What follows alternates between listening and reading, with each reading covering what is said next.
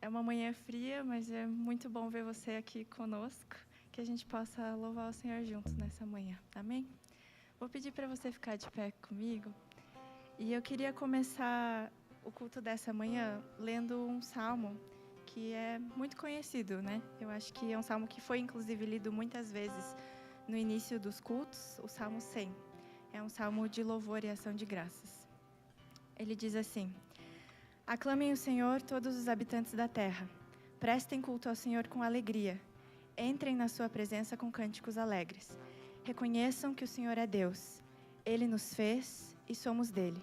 Somos o seu povo, rebanho do seu pastoreio. Entrem pelas suas portas com ações de graças e nos seus átrios com louvor. Deem-lhe graças e bendigam o seu nome, pois o Senhor é bom e o seu amor leal dura para sempre. A sua fidelidade permanece por todas as gerações. Amém? E eu não sei como está seu coração nessa manhã, se essa semana foi uma boa semana, ou se foram dias mais difíceis, cansativos, ou que você esteve perto ou longe do Senhor.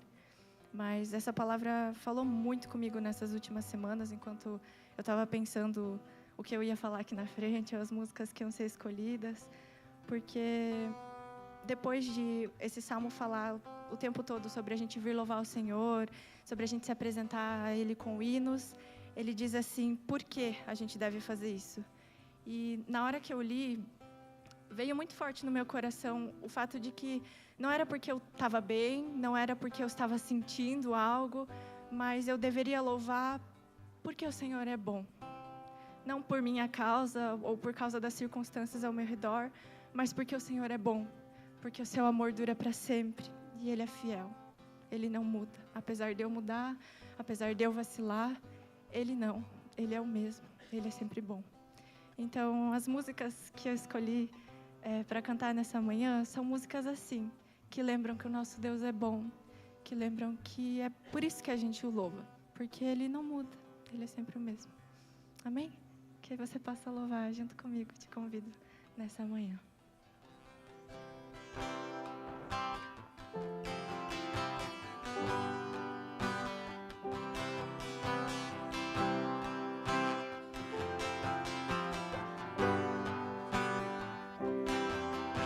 Jesus, em tua presença, reunimos-nos aqui, contemplamos tua face e rendemos-nos a ti.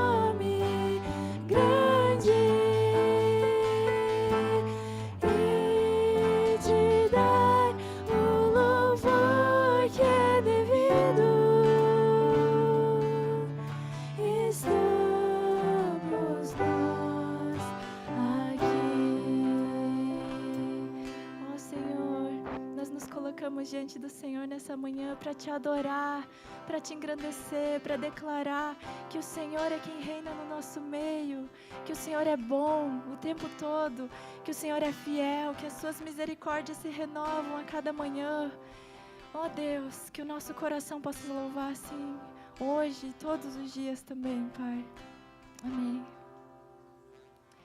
E essa próxima música que a gente vai cantar, ela é uma música nova, eu acho que é a primeira vez que a gente vai estar cantando ela aqui num culto de domingo. Mas ela é uma música que também fala muito sobre a grandeza do nosso Deus. E eu acho que eu até fui procurar um pouquinho o que significa ser sublime, né? E eu vi sobre como é ser além do ordinário, é ser extraordinário, é ser maior, é ser perfeito. E eu acho que essa é uma característica que com certeza Deus tem. Nosso Deus é sublime. E eu não sei se você conhece essa música, se você já ouviu, se você ou nunca ouviu, mas que se você conhece, que você possa cantar conosco, e se você não conhece, que você possa louvar o Senhor também através dessa música. Eu acho que ela fala muitas qualidades do nosso Deus, então que você possa prestar atenção também nessa letra e louvar através dela. Amém? Que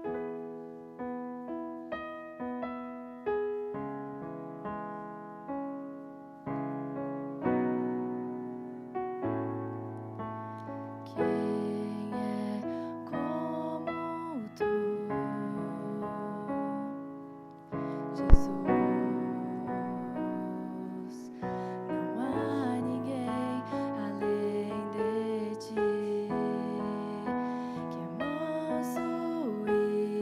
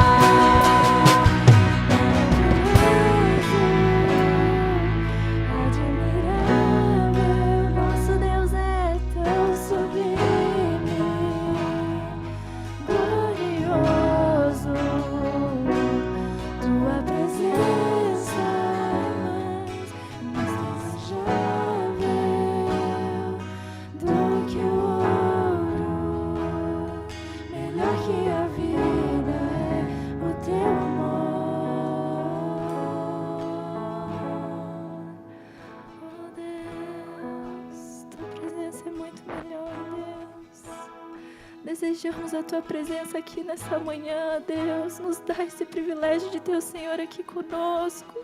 Caminha no meio de nós, fala aos nossos corações. Reacende a chama que estava fraca, Senhor. Nós desejamos ouvir a Sua voz. Nós desejamos sentir o Senhor aqui no meio de nós. Tem misericórdia de nós. Nos dá esse privilégio da Tua presença sublime aqui, Senhor. É o que pedimos. Em nome de Jesus. Amém. E agora a gente vai passar também para um momento de oferta.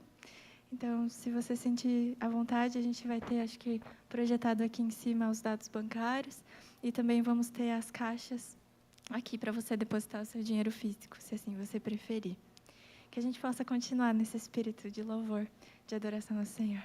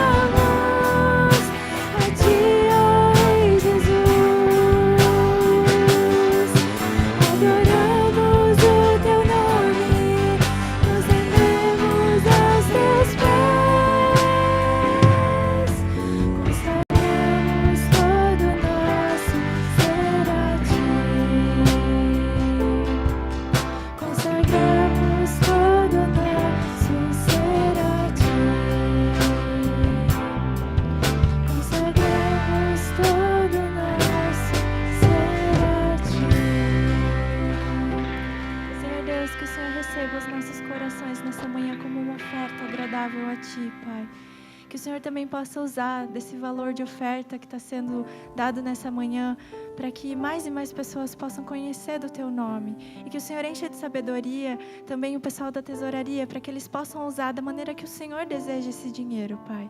Continua a falar nos nossos corações, continua a caminhar aqui no nosso meio. O Senhor é mais que bem-vindo aqui. É o que nós pedimos e agradecemos ao Senhor desde já. Em nome de Jesus. Amém. Pode se sentar. Eu queria convidar o pastor Santareno, que vai nos trazer a mensagem hoje.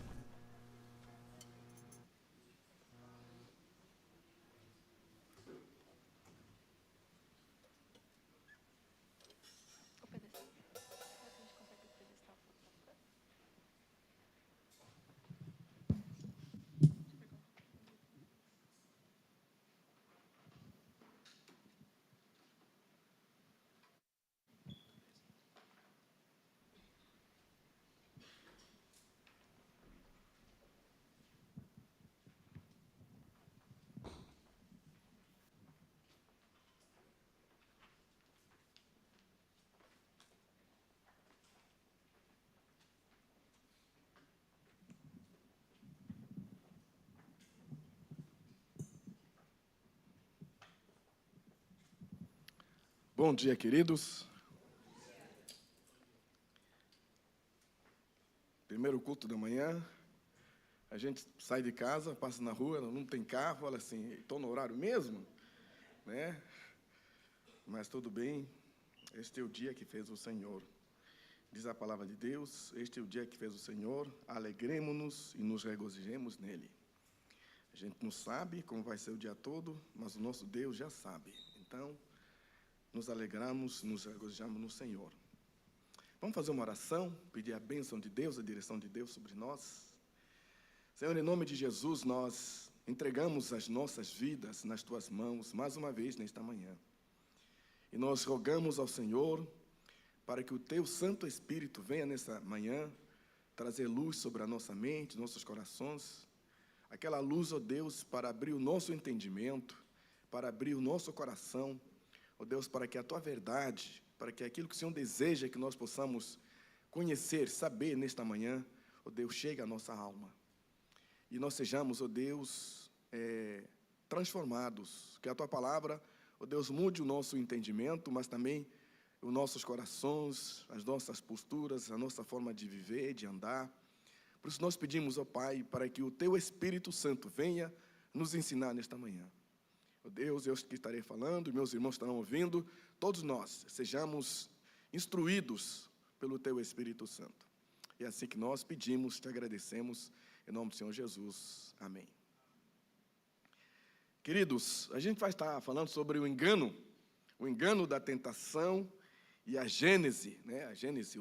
A gestação, o começo do pecado. Né? Como é que acontece o pecado? Quando a gente fala da tentação, meus irmãos aí que estão me ajudando, aí que estão trabalhando comigo aí, eu vou estar avisando vocês, beleza? Pode ser? Muito bom. A tentação faz parte da vida dos filhos de Deus. Quando a gente fala da tentação, nós estamos falando de um forte desejo, um desejo forte de fazer algo especialmente errado do ponto de vista da vontade de Deus. Uma criança é tentada, sim, dependendo da idade moral que ela tem, ela pode ser tentada. Se alguém falou assim, não pode, ela já sabe que não pode. A Bíblia diz que todos nós nascemos em pecado. Todo ser humano nasceu em pecado. E pecado é querer fazer a sua vontade. Pecado começa por aí. Querer fazer o que eu quero. Querer atender ao meu desejo. Seja ele em palavras, pensamentos, mas há um desejo muito forte no meu coração de atender esse meu desejo, de fazer o que eu quero, fazer o que eu sinto, fazer o que eu acho, fazer o que eu penso. Alguém poderia definir pecado como desobediência à vontade conhecida de Deus. Quando a Bíblia diz que não cobiçarás, e eu começo a cobiçar, Então, passa a ser pecado quando eu tenho consciência de que isso é pecado. Mas a Bíblia diz que todos nasceram no pecado. E se todos nasceram no pecado, então não tem como as pessoas fazerem a vontade de Deus. Porque não há uma força dentro de mim que me faça fazer a vontade de Deus. É como a força da gravidade. Você sempre que solta algum objeto pesado, vai cair para o chão. Sempre que eu me deparar com algo desejoso, não vou abrir mão de outra coisa. Há uma força poderosa dentro de mim para atender esse meu desejo, para fazer o que eu quero. Por isso, então, a gente vai falar sobre a tentação. Todo dia, todo momento, a todo instante, dependendo de onde você está, o que você está fazendo, o que você está ouvindo, o que você está vendo, o que você está pensando, você pode estar passível de você sofrer a tentação. Quando a gente fala da tentação, alguém também pode definir a tentação como um desejo de desfrutar todos os desejos que eu tenho, mesmo sabendo que Deus não quer, mesmo sabendo que isso vai contra a vontade de Deus. Ainda assim eu faço. Você sabe que mentir é pecado, mas já há esse hábito de mentir, então fica fácil a pessoa poder falar. Alguns são tentados a roubar. Não resistem a algo que não é seu. Alguns são tentados a cobiçar. A Bíblia diz, não cobiçarás. Está lá nos 10 mandamentos, lá no livro de Êxodo. Não cobiçarás. Você tem um carro, um Fiesta, nada contra quem tem um Fiesta. Você tem um Fiesta, e você para no sinal, olha assim, um carrão do seu lado e fala assim, se eu jogasse na Mega Sena, compraria uns 10 desses, ou um tu melhor que esse aqui. Está aí. Você está a ser tentado. Isso não é ainda pecado. Mas quando isso começa a tomar conta de você, começa a dominar você, então aí está o pecado. Olhar, o pastor falecido, Russell Shedd, ele falava que os homens, quando você está na rua, de repente vem uma mulher na sua frente, mulher bonita. O primeiro olhar é natural. Mas quando ela passa ao seu lado e você olha para trás, esse olhar já é intencional. Esse olhar já desceu para o coração. Esse olhar já afetou a sua vontade. Esse olhar já afetou o seu pensamento. É pecado. Pensar. Opa, muito obrigado, meu querido. Já que trouxe, eu vou provar se é boa.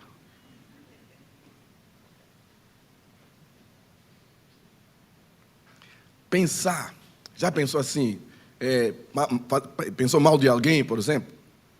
Você já viu algumas imagens na televisão, no celular, e você deu corda a essas imagens tomaram corpo, tomaram vida? Pecado.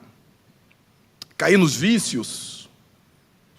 Já falei da mentira.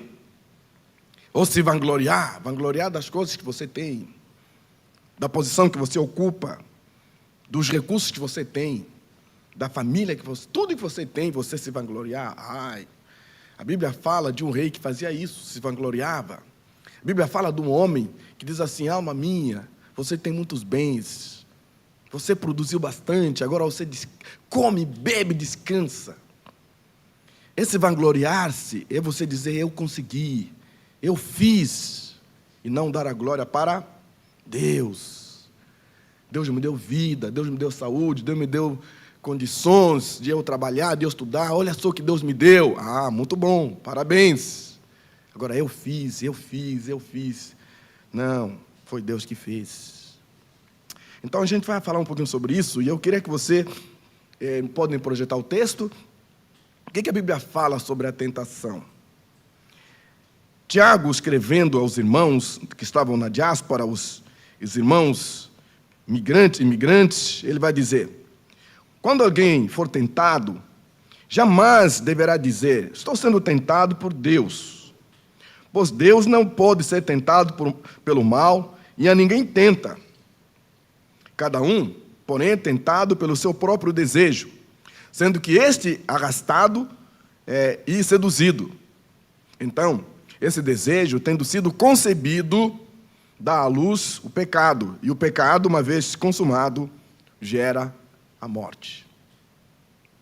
Este é o processo da tentação e da consumação do pecado e as consequências do pecado. Mas, Paulo escrevendo aos irmãos, aos coríntios, esse texto não está ali, segura só um pouquinho, meus irmãos, aí à frente. 1 Coríntios, capítulo 10, versículo 13, diz assim: não vos sobreveio nenhuma tentação que não fosse comum aos homens, mas Deus é fiel e não permitirá que sejais tentados além das vossas forças. Pelo contrário, juntamente com a tentação, vos proverá livramento, para que possais suportar. Se você ler o texto que a gente leu anteriormente, o versículo vai dizer: cada um é tentado pelo seu próprio desejo, sendo por este arrastado e seduzido. Agora, Coríntios está dizendo: não veio a vocês tentação que vocês não podem suportar. Ou seja, se você está sendo tentado, você está sendo tentado numa área que você tem condições. Deus já proveu condição para você dizer, para você suportar essa tentação. O texto diz: Deus é fiel e não permitirá que sejais tentados além das vossas forças. Pelo contrário, juntamente com a tentação, vos proverá livramento para que possais suportar. Eu estava conversando com alguém, estava aconselhando alguém que estava toda hora, mesmo problema, e a pessoa falou assim: pastor, você não conhece a minha situação, você não conhece como é que é o meu dia a dia, pastor, você não sabe o que é que eu vivo. Se o senhor estivesse no meu lugar, olha, o senhor também ia cair. Eu falei: não, irmão, a tentação é de acordo com seus desejos. A tentação de acordo com as suas forças para vencer. O desejo vem e a força vem.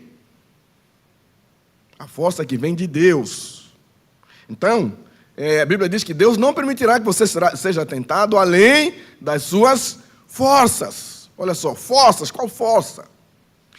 Isso me faz lembrar quando Paulo escreve aos irmãos, aos Efésios.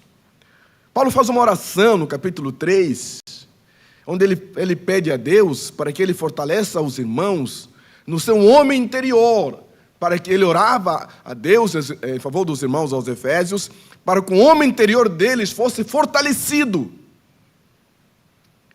E nós oramos muitas coisas, e essa é uma das orações que nós temos que fazer. Deus fortaleça o meu homem interior. Deus fortaleça o homem interior da minha esposa, dos meus filhos.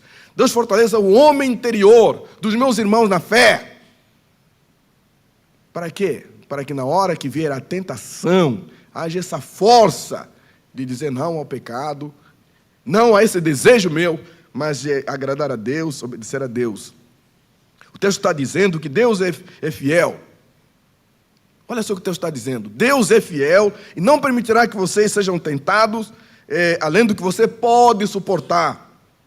Deus também providenciará uma saída para a sua tentação, para que você possa suportá-la. Então, baseado nisso, a gente quer falar sobre esse processo, essa gênese. Como é que nós somos enganados, depois tentados, e aí então aí surge a gênese da tentação. Em primeiro lugar, pode dar um clique aí? Em primeiro lugar, Tiago está a dizer para os irmãos que estavam... primeiro, precisa explicar um pouquinho o texto que a gente leu. Tiago está escrevendo para os irmãos na fé, irmãos cristãos, judeus, convertidos ao cristianismo, à fé em Jesus, e essa turma estava na diáspora, estava longe da sua, ou seja, da cidade de Jerusalém, judeus que estavam espalhados naquela região, em várias cidades onde eles estavam. Quando o Tiago começa a explicar a carta, ele vai dizer assim: se alguém tem falta de sabedoria, peça a Deus. Ele está dizendo isso para os irmãos. Se vocês estão precisando de sabedoria, peça a Deus. E Deus dará a vocês graciosamente. Meus irmãos, tende motivo de muita alegria quando vocês passarem por adversidades, por provações. E ele está falando sobre sabedoria ao lidar com essa vida, com as adversidades que a gente vive. Mas nessas adversidades ele vai colocar o quê? A tentação. Porque a palavra provação e a palavra tentação, elas são próximas. Alguém disse que a palavra tentação e provação, quando você olha no grego, a palavra é a mesma. O que muda é a origem. É o contexto que vai mudar isso. É mais ou menos um angolano que chega no Brasil, tá?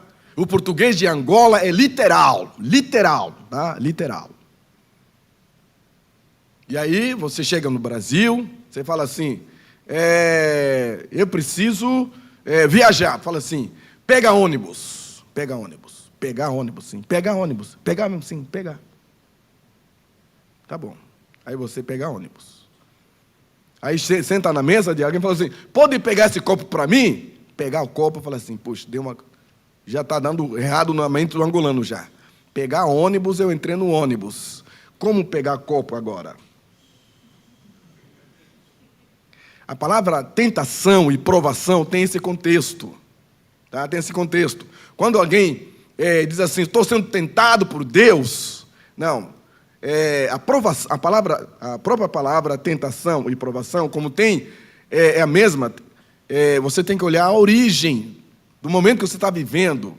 Essa tentação que você está falando, você está sendo convidado a duvidar de Deus? Você está sendo forçado por um desejo imenso dentro de você para errar o alvo, para não agradar a Deus? Há um desejo dentro de você conflitando com a vontade de Deus? Isso não é provação. Porque isso não vem da parte de Deus. Deus não quer isso. Deus não quer que você faça aquilo que você deseja, que desagrada a Ele. Mas agora, Deus pode deixar que você viva uma realidade de adversidades que você vai viver, vai sofrer. Por isso o autor diz, se alguém tem falta de sabedoria, peça a Deus. Quando vocês passarem por adversidades, lembre-se dos profetas que sofreram em nome do Senhor. E depois de falar da sabedoria, e depois das adversidades, agora ele fala da tentação, que é outro aspecto dessa palavra que eu estou dizendo aqui. Porque lá no livro de Mateus, quando Jesus ensina os discípulos a orar, ele fala assim, não nos deixe cair em tentação, mas livra-nos do mal. Então a tentação não vem de Deus. Deus não pode ser tentado, porque a intenção é fazer o mal. A intenção é desagradar a Deus. Deus é todo bem, Deus não é todo mal. Não existe mal em Deus. Deus não pode ser tentado, porque Ele não é a fonte do mal. Fonte do mal é a desobediência, é o pecado. Deus não tem meios de realizar o mal. Ele não tenta ninguém. Se nós estamos sendo tentados nos nossos desejos. Nossos desejos, por causa da natureza pecaminosa, a inclinação para fazer a nossa vontade, a Bíblia chama isso de concupiscência, um forte desejo de fazer o que eu quero. Isso aconteceu por causa do pecado de Adão, que passou a todos os homens. Tentar alguém é levar alguém a fazer o mal. É levar alguém a mentir, a roubar, a fazer tudo aquilo que não agrada a Deus. E isso não pode ter origem em Deus. Deus não pode ser a fonte da tentação. Tá pesado demais. Nossa, minhas tentações são demais, querido. Não vem de Deus. Vem do seu coração. Em segundo lugar, o texto diz que a tentação é comum a todos. Cada um, porém, tentado pelo seu próprio desejo, cobiça, concupiscência, sendo por este arrastado e seduzido. Todas as pessoas serão tentadas em algum momento.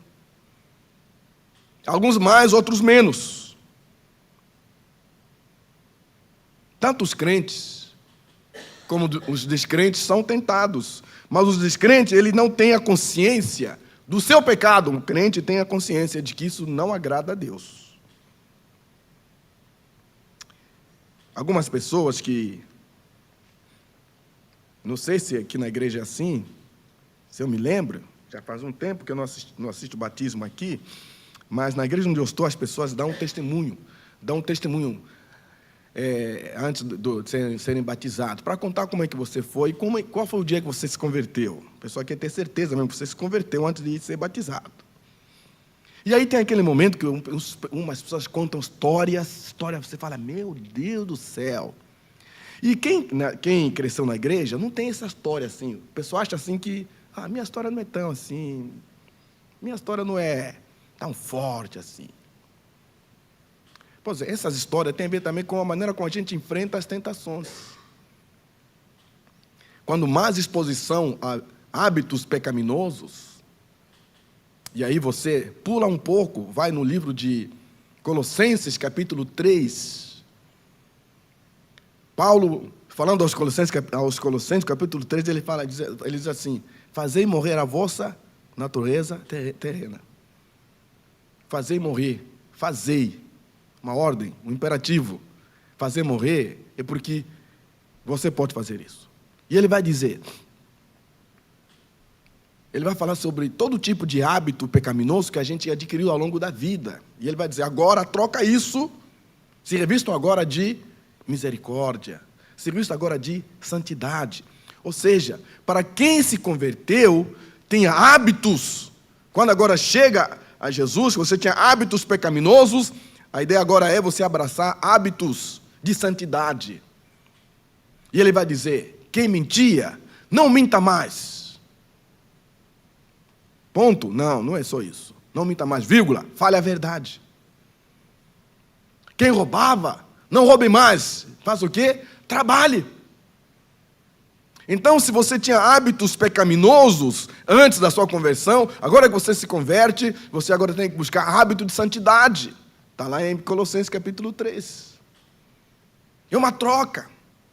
Enquanto eu estou caminhando com Deus, em Jesus, com os irmãos, estou ouvindo a palavra de Deus, eu estou buscando a santidade, eu estou abrindo mão de hábitos. Porque deixar de mentir e não falar a verdade ainda não é buscar a santidade.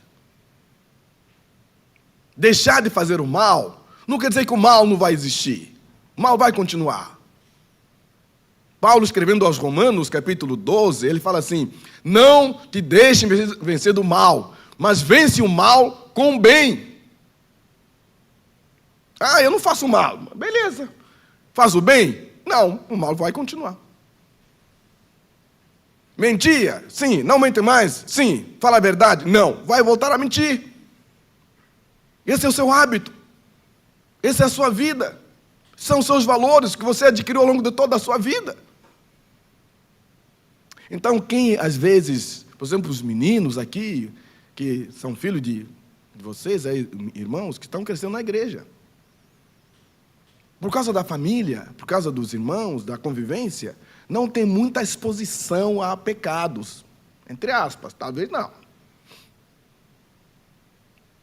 E essa pessoa aprendeu a conviver a vida nessa forma. Então, quando chega a juventude, quando chega lá no ensino médio, quando chega lá na faculdade, aí começa a andar com alguns amigos, cheio de hábitos, cheio de costumes, cheio de práticas, fala assim, você não faz? Que história é essa que você não faz? Deveria fazer, isso aí é bom. Lembra que o pecado não morreu nesse sujeito aí. Essa menina, esse menino aí, cresceu na igreja, nunca foi exposto. Mas agora está se expondo. Porque tinha um Os pais, a família, protegendo a igreja, retiro, acampamento, pastor Rogério dando conselho, os irmãos. Agora está sozinho. Agora está sozinho e está com uma turma e fala assim, olha, você tem que fazer, todo mundo faz, porque você não faz. Aí se ele não ouviu a mãe falar assim, você não é todo mundo, ele vai fazer. Se a mãe dele nunca falou para ele, olha, escuta aqui, meu querido, quando você se encontrar um homem desse, você não é todo mundo, tá? Quando ele fala assim, todo mundo faz, fala assim, minha mãe disse que eu não sou todo mundo. Se isso ele não aprendeu, querido, ele vai fazer. A tentação é comum a todos nós. Mas lembre-se de uma coisa, aquilo que eu já disse anteriormente, aquele irmão da igreja que falou assim, pastor, você não sabe o que eu vivo? Sim, eu não sei, mas sei de uma coisa, cada um é tentado nos seus próprios desejos. Nenhum de nós aqui vai ser tentado do mesmo jeito, mesma forma, mesma força que os demais. Terceiro, cada pessoa enfrenta diferentes tentações na vida. Cada um, porém, tentado pelo seu próprio desejo, sendo arrastado e seduzido. Satanás, os demônios, conhecem você. Ah, sim, não, conhece sim. Efésios capítulo 6, Paulo usa uma linguagem militar para poder explicar que a nossa luta não é contra carne e sangue, mas contra principados e potestades. Só essas duas palavras já dá para entender. Todo exército, agora, atualmente, todo exército, não vai atacar nenhum país, não vai atacar nenhum lugar. Se o Brasil estiver em guerra, vai ter guerra em algum lugar. Não tem como o exército chegar, um batalhão chegar e vai atirando. Não tem como. Primeira coisa que o exército faz é enviar os espiões. Principados, Paulo vai dar o nome de principados. Os espiões têm uma tarefa, não é atacar, mas eles são especialistas em se camuflar de uma forma que eles vão conviver com aquelas pessoas, vão conhecer a cidade, os hábitos, os costumes, eles vão procurar ver as fragilidades que aquela cidade tem, que o exército tem, que o país que vão ajudar tem, que eles vão atacar tem, vão ver todas as suas fragilidades. Então, essa informação toda prontinha, eles vão dizer, olha, eles são vulneráveis, no horário tal, estão dormindo, não tem guarda. Olha, quando for assim umas 6 horas da manhã, não tem lá ninguém. Você pode chegar, atacar às 6 horas. Não.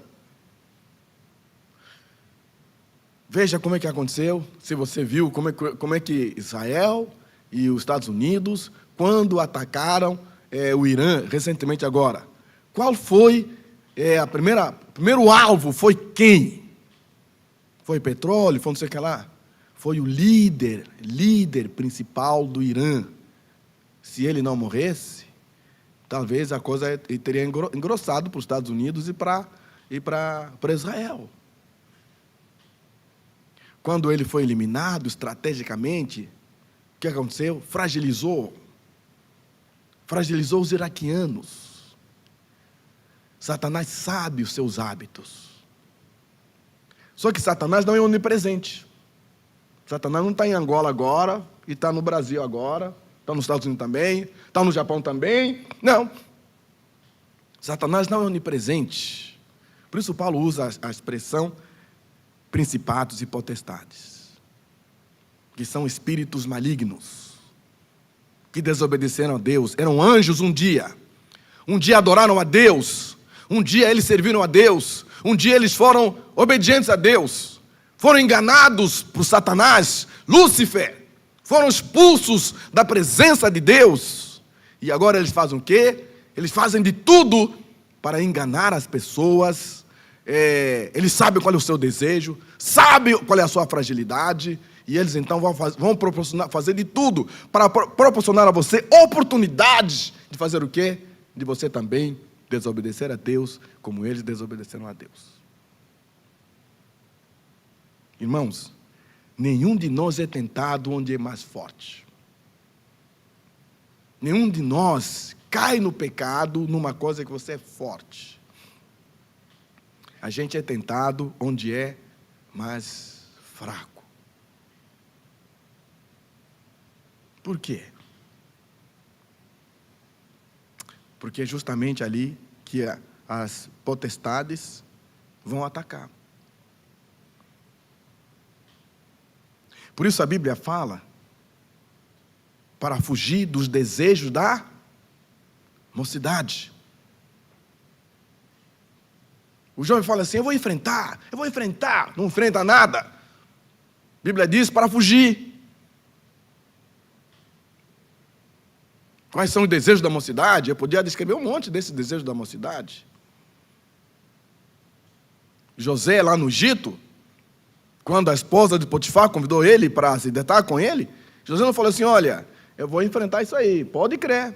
Não, fugiu. Muitas vezes fugir do pecado não é covardia, é força. Mas enfrentar o pecado, viver num contexto onde o pecado que pode levar você a pecar, isso é fragilidade, não é força nada. Fragilidade. Você pode ficar, você já é vulnerável. Vai se expor ao que você é vulnerável? Isso não é força. Por isso, que quando nós somos tentados, segundo Bonhoeffer, um teólogo, pastor alemão já falecido, ele dizia que quando você é tentado, você também está tendo consciência de onde você é mais fraco, onde você precisa investir mais para se fortalecer. Nós, Igreja Holiness, o foco da Igreja Holiness é santidade. Santidade, primeira questão, nós já somos santificados em Cristo Jesus. Amém? Somos santos em Cristo Jesus. Se você duvida disso, Paulo, quando começa a carta aos Coríntios, ele fala assim, aos santos em Coríntio. E depois ele vai falar como é que era a santidade dessa turma. Aos santos. Santos por quê? Por nossa causa? Não, santos por causa de Jesus. Separados por Deus para viver em santidade. Deus olha para nós e vê em nós a santidade de Jesus. Isso é o que Deus fez quando nós nos convertemos, no momento que a gente se converteu. Mas após a nossa conversão, eu e você, nós temos uma vida agora, uma caminhada com Deus agora, onde nós vamos viver para Deus. E esse viver para Deus temos que olhar, trocar os nossos hábitos pecaminosos por hábito de santidade, aquilo que agrada a Deus. E Paulo vai dizer, tudo que é bom, tudo que é puro, tudo que é proveitoso, tudo que edifica os outros, se tem algum proveito, pense nessas coisas. Interessante que as cartas de Paulo, ele começa falando de doutrina, ensinando o que Deus fez. Paulo começa as suas cartas falando para os irmãos o que Deus fez. Quando está quase terminando as suas cartas, ele vai dizer, olha, se você crê nisso aqui, agora passa a viver desse jeito. Paulo não falou assim, ó, viva desse jeito, viva desse... Não, ele fala primeiro o que Deus fez. Se Deus já fez, então é impossível a gente viver. E ele vai dizendo como devemos viver. Então, quando a gente está seguindo a Jesus, num caminho de santidade, eu tenho que ver, puxa, quando eu vivia sem Jesus, como era a minha vida. Quais eram as minhas fragilidades, minhas vulnerabilidades. Ah, mas eu vivi numa igreja, eu sempre fui filho de crente, cresci numa igreja, beleza. Mas você tem fragilidade. Você tem vulnerabilidade. Você sofre tentação.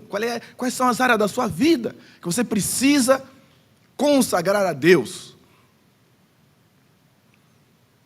Se você mente demais, mente muito, a Bíblia fala assim, bem-aventurado aqueles que não se assentam na roda dos escarnecedores. Você gosta de contar piada e aumenta um pouquinho, né? Você gosta de ficar num grupo, só você que fala. Então se propõe a fazer o quê? Não vou falar.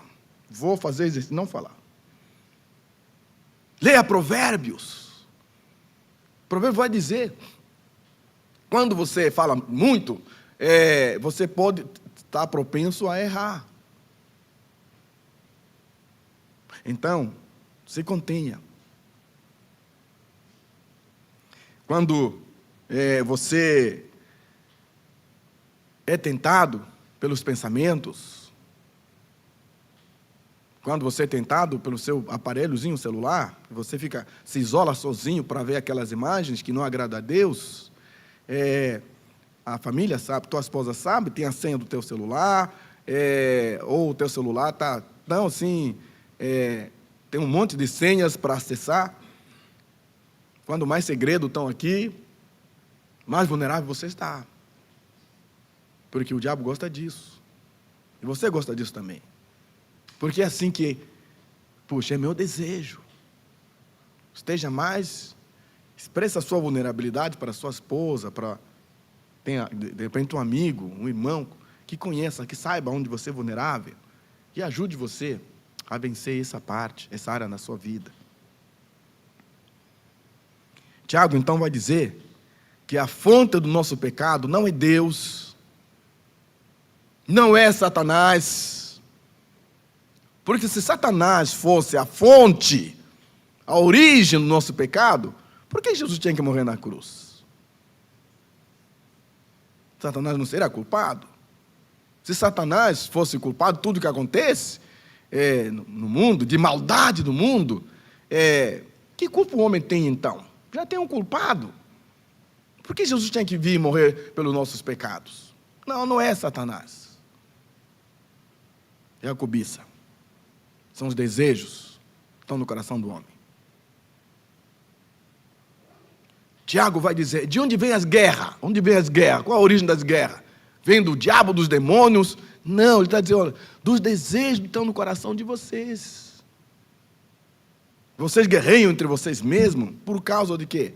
Desses desejos que estão aflorados, que a Bíblia vai pode chamar de luxúria, ou então a cobiça, desejos malignos, desejo de fazer o que não agrada a Deus.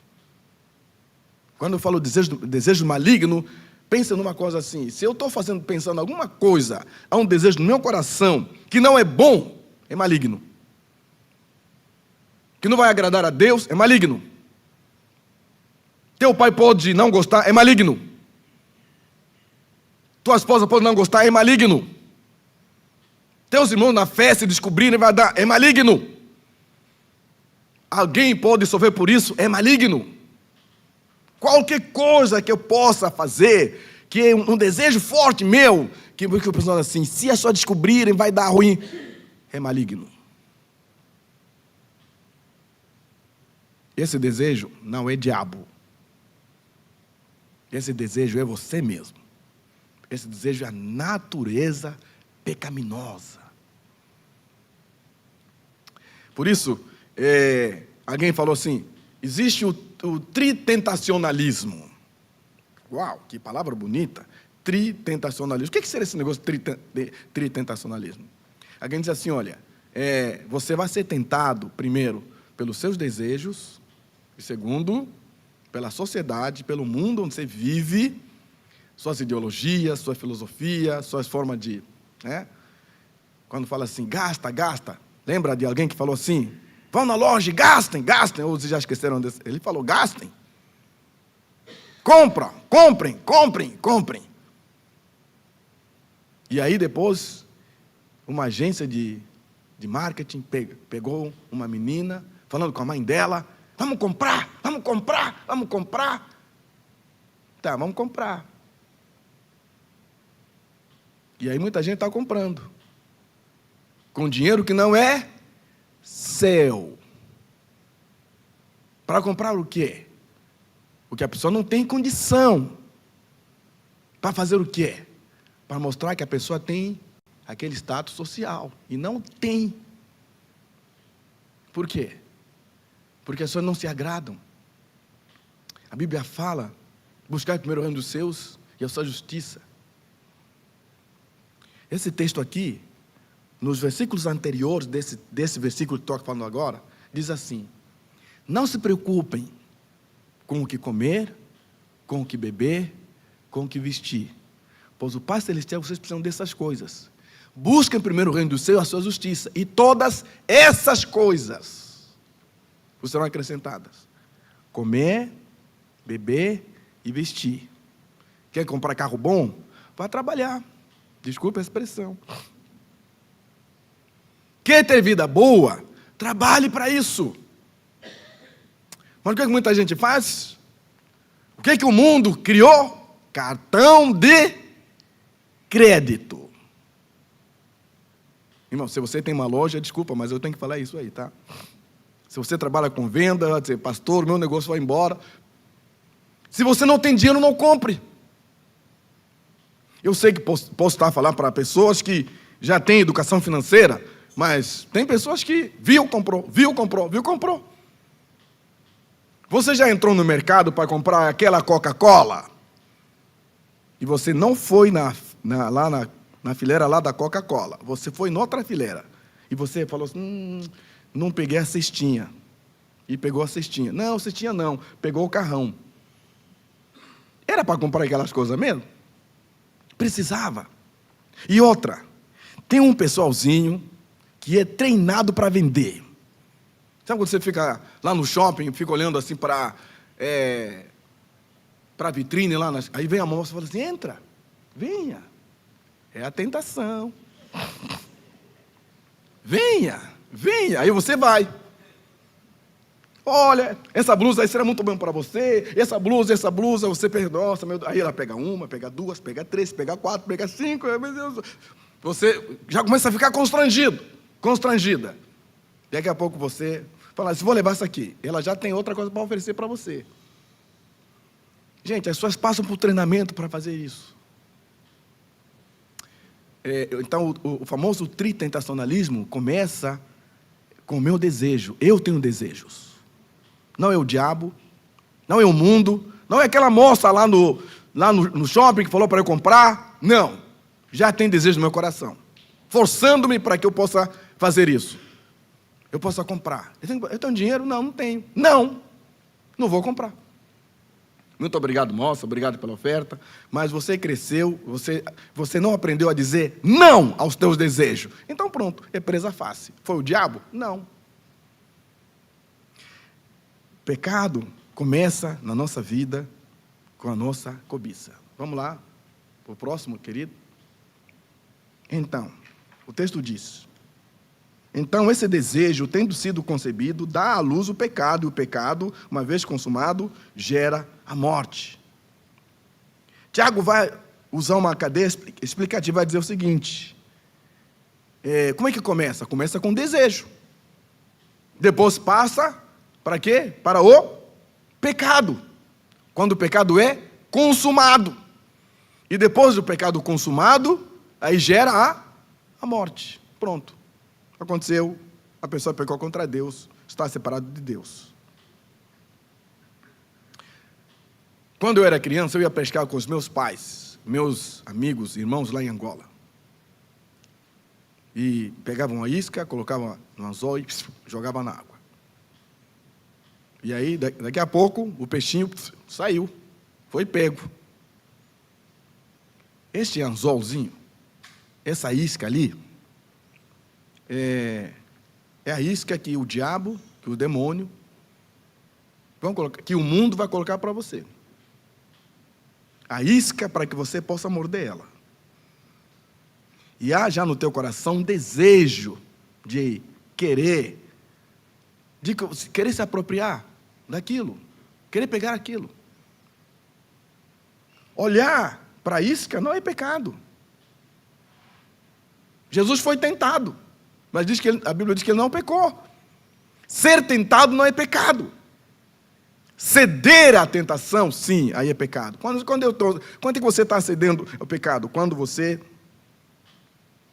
olha, o olhar permanece, isso aí vai se comunicar com a mente e com o coração. O texto diz, 2 Pedro 2,14, diz, tendo os olhos cheios de adultério, e não cessando de pecar, seduzindo, atraindo e atraindo almas instáveis, um coração exercitado na avareza.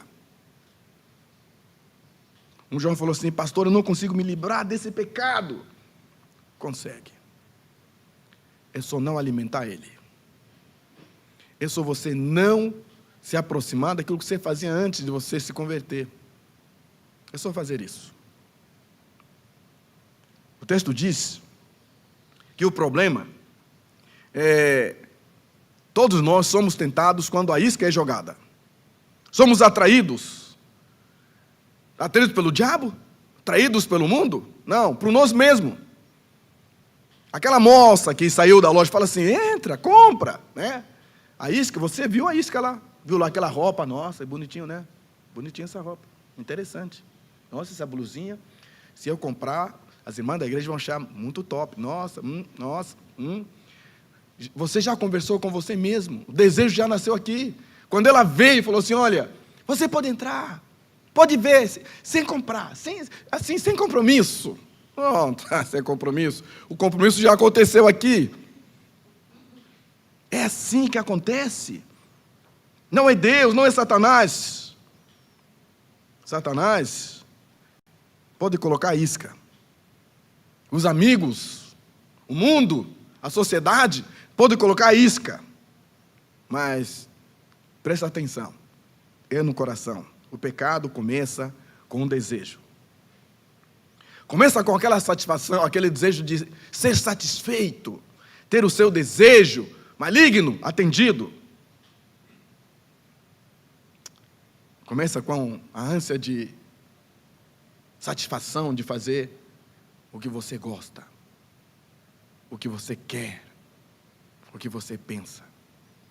Ninguém está vendo. E para muitos cristãos, cair na tentação, tem aquela ideia, aquele auto-engano de achar assim: Deus vai perdoar. Deus vai perdoar. Deus vai perdoar. A Bíblia diz: bem-aventurado aquele que confessa o seu pecado e deixa. É confessar e deixar. Lembra? Não é só confessar, confessar, confessar, confessar. Não. Se a pessoa confessa, confessa, confessa, confessa, aí não tem conversão.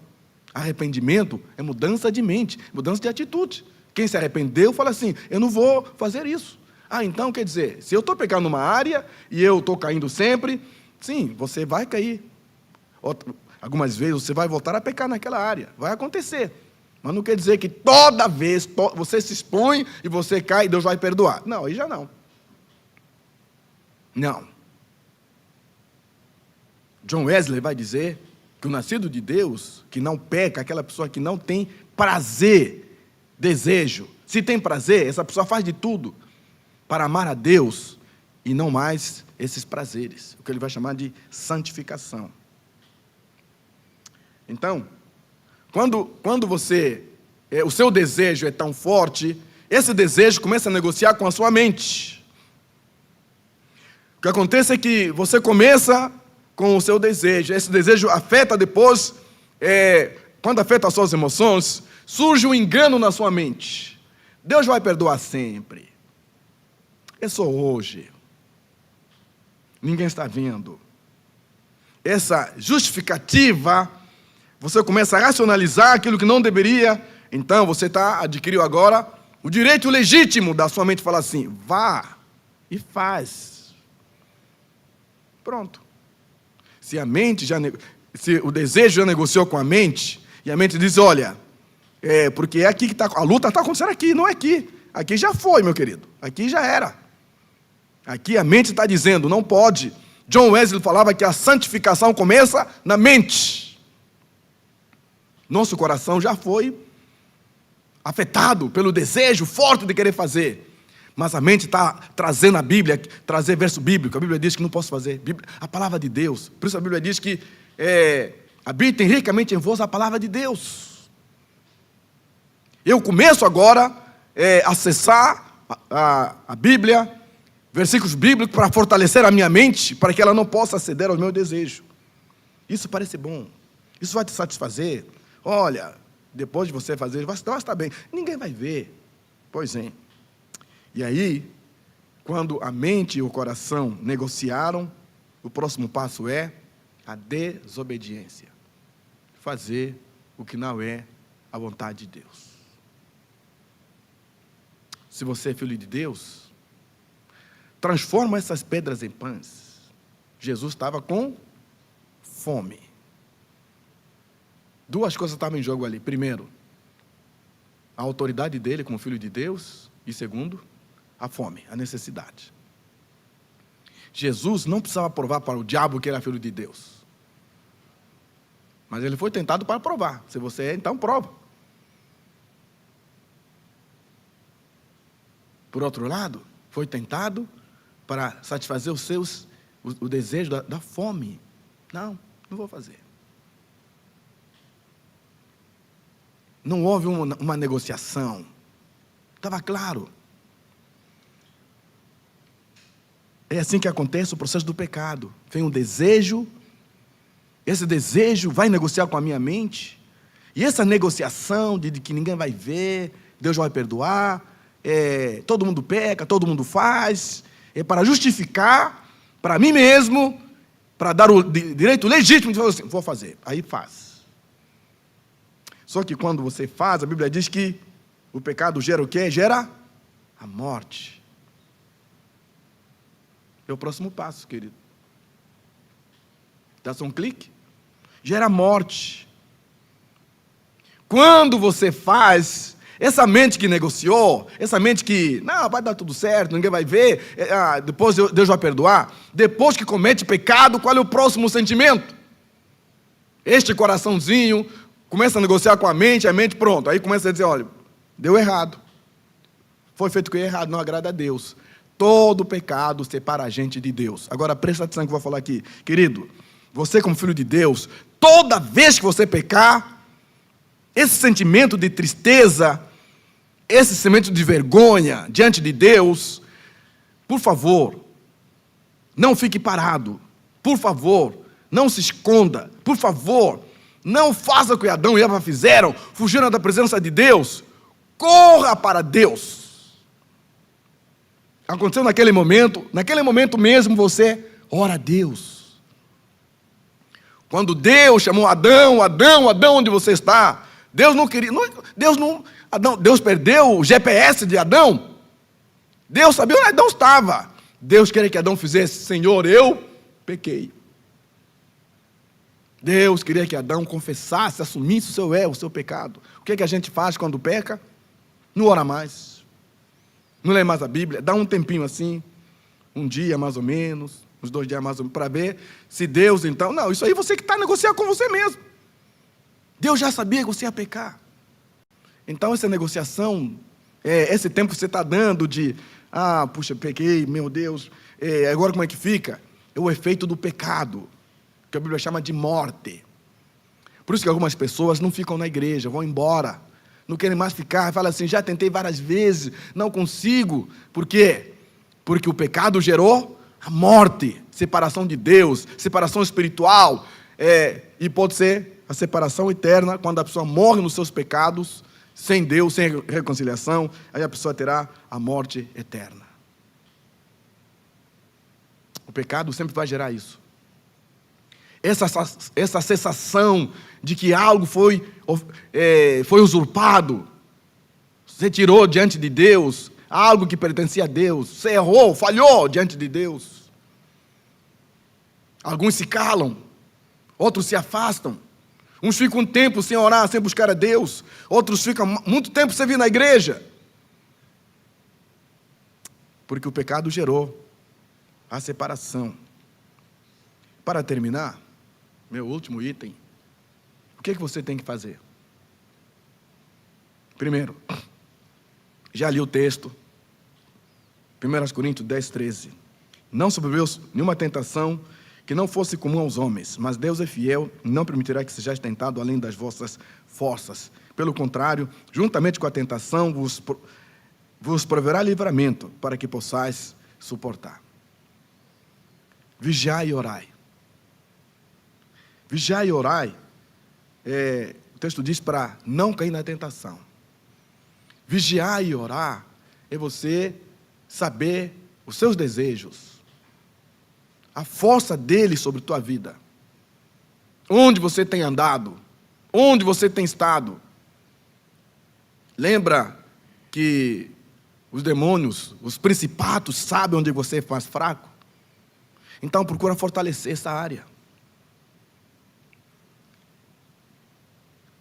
A Bíblia diz que nós temos a mente de Cristo. E para ter a mente de Cristo, você tem que ler a palavra de Deus. Paulo, escrevendo aos irmãos, aos Colossenses, ele diz: habite ricamente em vós a palavra de Cristo. Traga a palavra de Deus na sua vida, na sua alma. Encharque a sua mente, o seu coração com a palavra de Deus. Ore a Deus. Tenha um tempo de oração, de consagração a Deus. E por favor, a Bíblia não diz para você resistir à tentação. A Bíblia diz para fugir dela. Você não vai resistir ao diabo se você não está sujeito a Deus. Sujeitar-se primeiro a Deus, a vontade de Deus. E depois então, com a força de Deus sobre sua vida, você poderá resistir ao diabo, porque a força de Deus, o Espírito Santo, vai agir sobre sua vida. Vou terminar dizendo que muitas vezes, quando você for tentado, Deus vai providenciar meios de você não ter acesso àquilo que você mais faz, que faz você pecar. Deus pode providenciar situações aí que você não vai ser exposto a essa vulnerabilidade. Mas isso só acontece quando você vigia e você ora. A Bíblia diz: vigiai e orai. O espírito está pronto, mas a carne é fraca. Aquele que pensa estar de pé, cuide, para que não caia. Que Deus abençoe a todos nós. Que o Espírito Santo fortaleça nosso homem interior. E possamos obedecer a Deus e não aos nossos desejos. Deus abençoe os irmãos. Amém. Vamos orar? Senhor, obrigado por essa palavra. Eu entrego ela nas tuas mãos. Permita que ela não volte para ti vazia, mas faça, Senhor, o que está no teu coração. Obrigado, Deus, pela tua palavra e pelo Espírito Santo, que nos capacita a viver a vida cristã. Se alguém, Senhor, tem vivido sem buscar na tua palavra, sem buscar do Espírito Santo a força, Deus, que nesta manhã essa pessoa possa se refugiar na palavra do Senhor e também na força do Espírito Santo, para vencer todo tipo de tentação. Assim oramos, agradecidos, em nome de Jesus. Amém.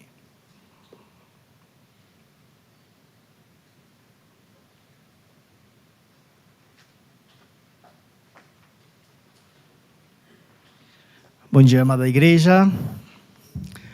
Vamos passar para o momento de avisos. Obrigado, Santareno.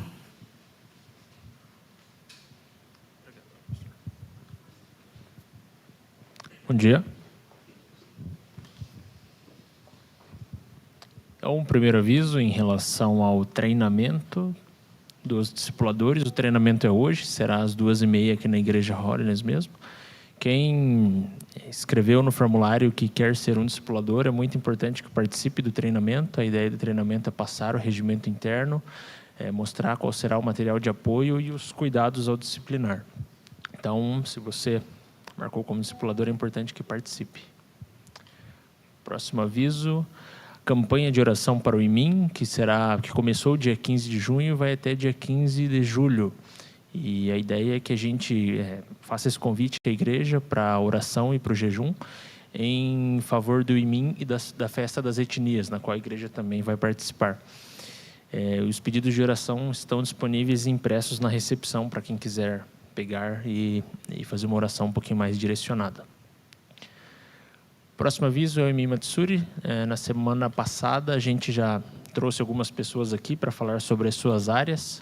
O IMIN vai acontecer no dia 11 e 12 de julho, no Centro de Eventos Positivos, e o foco desse ano será no evangelismo. Então, quem tem interesse em participar dessa área pode falar com a Márcia Nui, a Jaqueline Natumi ou com a Elisa Takal. Então, como eu comentei, eles estiveram aqui à frente na semana passada explicando sobre as áreas de atuação. Se você ainda não se inscreveu em nenhuma das áreas, essa é mais uma oportunidade, está ali o QR Code. Acabando os avisos aqui, eu vou enviar novamente o link para o QR Code para você se inscrever em alguma das áreas. É muito importante que você participe, existem diversos horários que você pode participar. Então, é só adicionar o seu nome na área desejada e no horário desejado.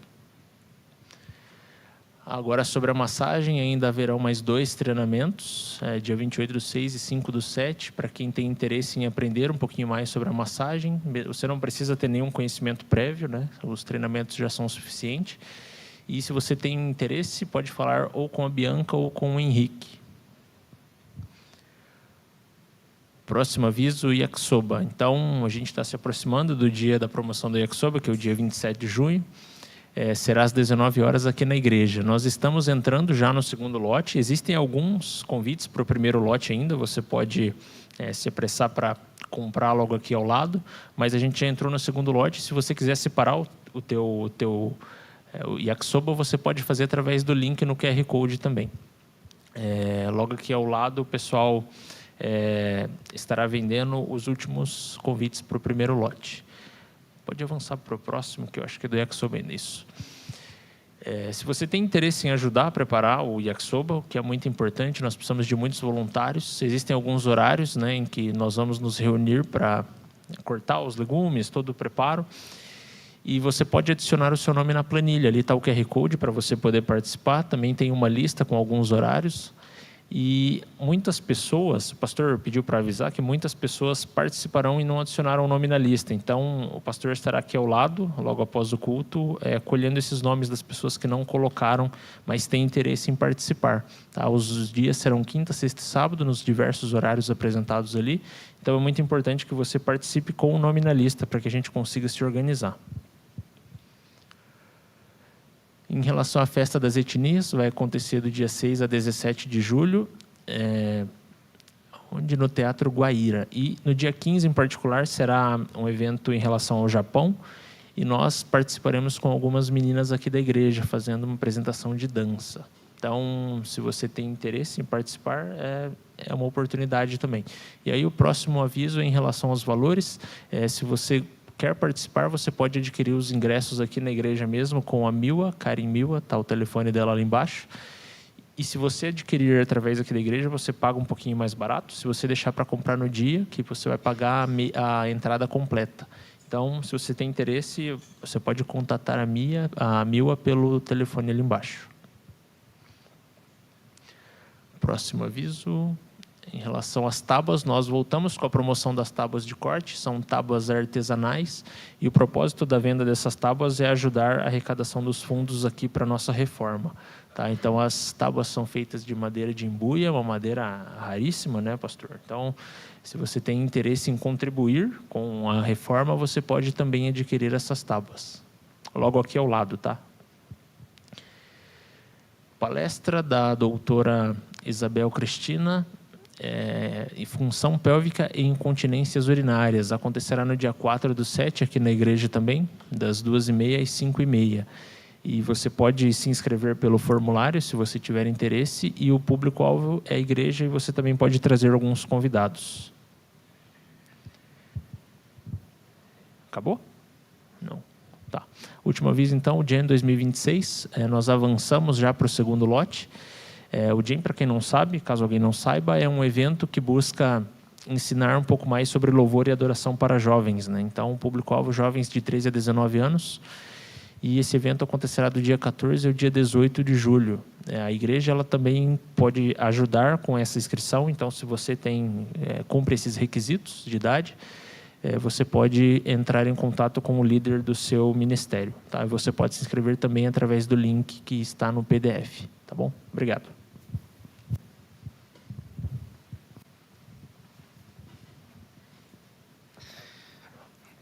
Vamos ficar de pé, então, para encerrar o culto desta manhã. Agradeço a presença de todos. Os aniversariantes da semana também, Deus abençoe, que o Senhor faça resplandecer a sua glória sobre a vida de vocês, em nome de Jesus. Os visitantes que tiver, eu acho que não tem visitante hoje, tem? Tem? Opa, tudo bem? Tem o pessoal da recepção, eles gostariam de entregar uma lembrancinha para vocês, para você, né? Deus abençoe, seja bem-vindo. Que o Senhor te abençoe e te guarde, que Ele resplandeça a sua glória sobre a tua vida, que o Senhor te capacite a ter discernimento. Quando você for tentado, você possa discernir o bem e o mal, possa se livrar de toda e qualquer tentação e todo e qualquer mal. Que o Senhor te capacite a ser vaso de bênção onde quer que você esteja. Em nome do Pai, do Filho e do Espírito Santo. Amém. Deus abençoe a todos, cumprimento o sermão na paz do Senhor, e o culto está encerrado.